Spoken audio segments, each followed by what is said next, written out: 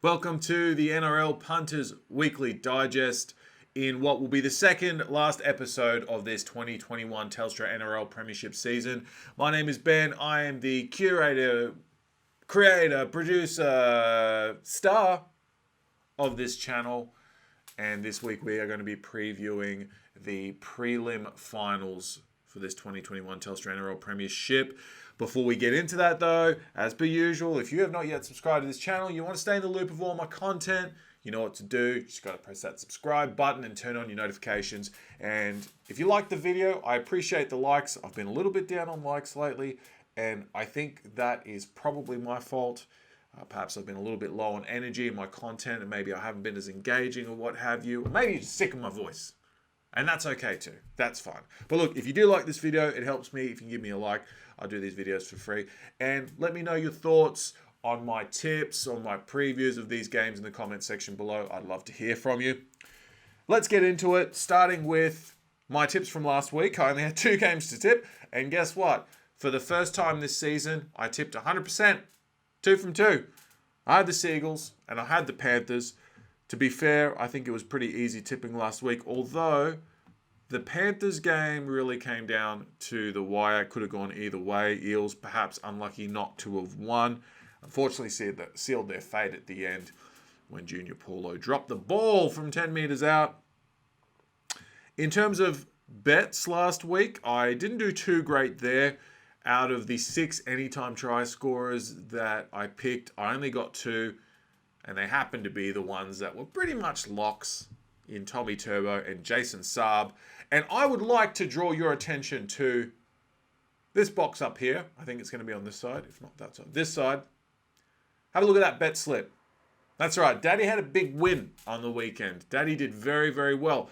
I had the Tommy Turbo into Jason Saab anytime try scorer into Manly at that minus an 11.5 start, which I think was gold. When I saw the odds come up for that margin, I thought, well, there's no way the Roosters are going to be even close to in this game, and I was right in the end, so very proud of myself. And to add to that, not rugby league related, but punting related, I don't know anything about racing, but my best mate owns a share in a few race horses. He says to me, Ben, what you want to do is you want to get on Exolay in race 2 Armadale Sunday. Just get on the win. It's a soft track. I think she's going to win. And guess what? She won. So I had a very good punting weekend. I'm not going to put that bet slip up here because it's not relevant to the channel. But let's just say I had a very good punting weekend. I'd like to know how you went on the weekend. If you got a punt in, let me know in the comments section below. Always interested to see how people are doing in the punting space. But if you are going to have a bet this weekend on the footy or anything else, please make sure you bet responsibly. I'm not obliged to say that. I'm just saying, please bet responsibly. Okay, let's get into it. All right, first game. First game this week. Friday night, Rabbitohs v Seagulls in what I think is going to be an absolute blockbuster contest. Last week, Manly were absolutely sublime against the Roosters. Panthers legend Ryan Girdler called them flat track bullies, which I think is quite a fair comment if you look at the way they've played this season on a flat track with the attacking exponents they've got all over the park. They've just been, pretty much certainties. They've been absolutely outstanding. It kind of felt in that game that they were just scoring tries from anywhere. There were a lot of long range tries, a lot of well-worked tries, not just relying on the individual brilliance of their key players, but there was that beautiful short side play of Daly Cherry Evans. Now with DCE, you've got the advantage of having like a super fast halfback who can really exploit those short sides, and did he what? And then obviously you had Turbo doing his things. He notched up, I think it was 2 tries.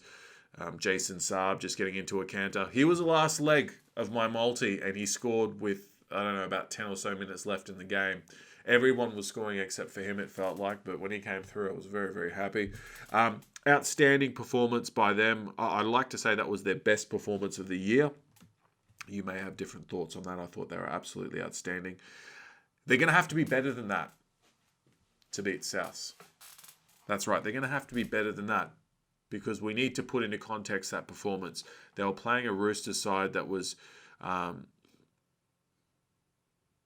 not underdone, but well done. And I say well done because they had been cooking for a long time, and at some point, something had to give. They'd been giving everything they possibly could, leaving everything on the field for the whole season, despite the almost insurmountable injury toll. For most clubs, that rules them up. A couple of those players are out, that's it. They're not playing finals football. I don't have to go through the list with you again, but let's just say, the likes of Boyd Cordner retiring, Jake Friend, legends of the game. You've got Lindsay Collins, who, in my esteem, is one of the best young props in the competition at the moment. Losing him was a huge, huge loss. And then you look at some of those other players too. A lot of teams would have just succumbed to that adversity straight away. The Roosters didn't, but eventually they had to lose, and that was the game that they lost.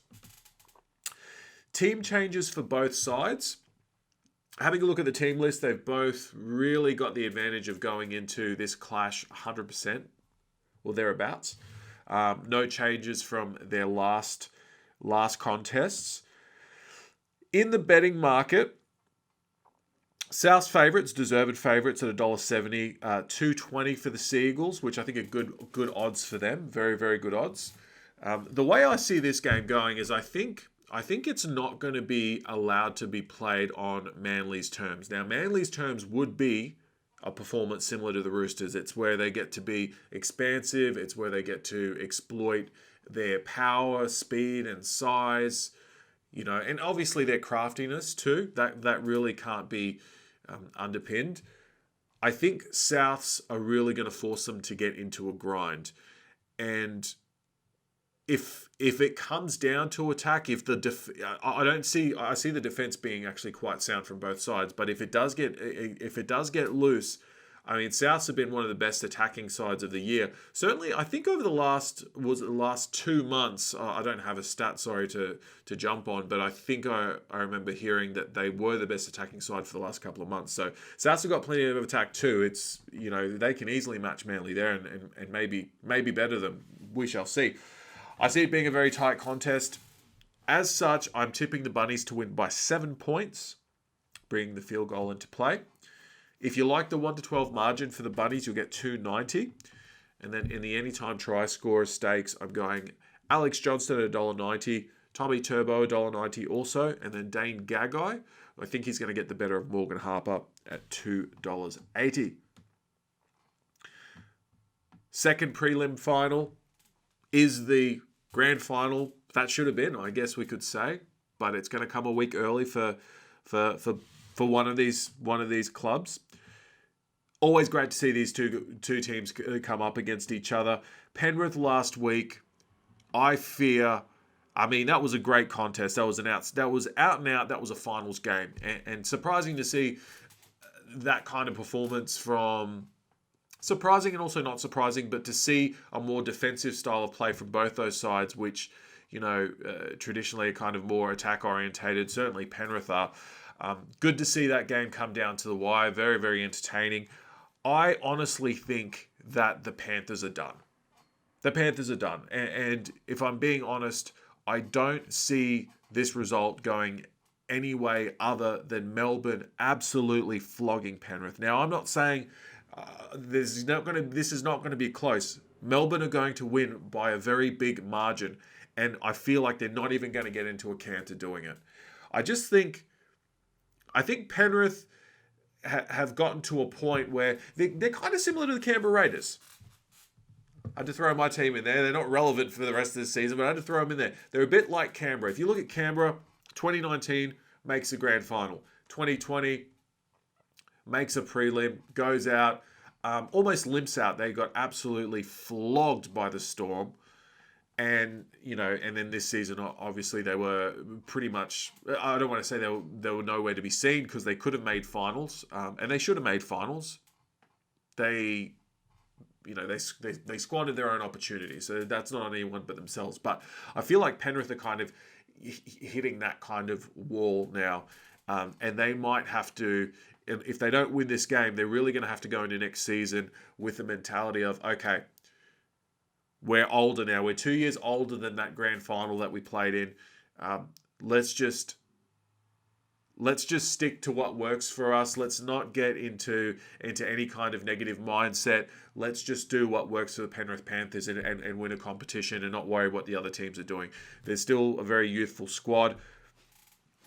But yeah, long and short of it is Storm are going to flog them.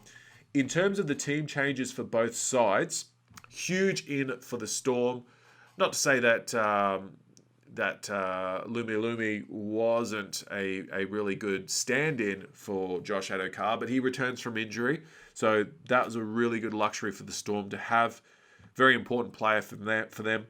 And for the Panthers, Brian To'o has been named in the 21, but they reckon he's going to start. So my theory is that he's injured, but if he's well enough to at least play, they're going to take the risk because it's do or die for them. Whether that's the right call or not, I have no idea. I'm also not Ivan Cleary, who is a much more successful, not just rugby league anything, but just a more successful person than me. So I'm not going to question his judgment. Tyrone May comes back from injury too. That's a big in for them. I think Tyrone May is a little bit underrated. He brings such good utility value to the Panthers. He covers a lot of different positions, and I really love it when he, Cleary, and Luai combine together. It really kind of gives their spine an extra dimension. It's really good to see. Betting markets, no surprises there. The Storm are out-and-out favourites. There's really no value in the Storm in the head-to-head.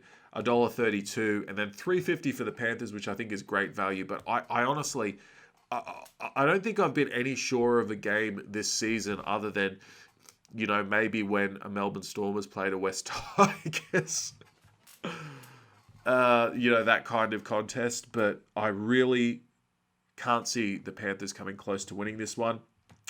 Hence, I have gone Storm 13 plus at $2.30. And I'm backing the Storm to win by 13 points. And that's being conservative. I think it's going to be a lot more than that. But hey, if you like an anytime try scorer, Josh Adokar, $1.75 on his return, I think is good. Justin Olam at $2.15. I think he's just going to cause a lot of headaches for the Panthers backline there. And Ryan Pappenhausen at $2.15, I think is also good for a try. That's all I've got for you for this week. Let me know your thoughts in the comments section below, and I will see you for my grand final preview video next week.